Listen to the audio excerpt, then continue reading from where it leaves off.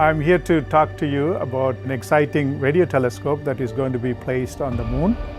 It is called ROLSES.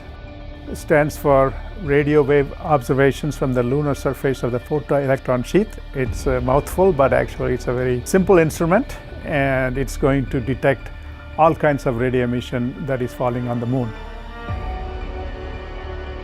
Right now it is close to solar maximum, so the sun is producing a lot of coronal mass ejections and radio emission associated with them, and we can detect these radio bursts from the sun.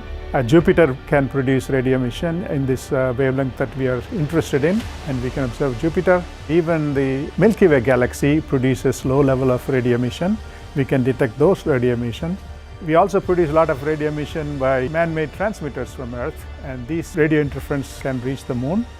Characterization of the radio environment of the moon is very important. It has not been completely done, and therefore ROLSES will be able to contribute in identifying various sources of radio emission on the sun. If you are setting up an observatory on the moon, we should know what kind of radio interference we get there.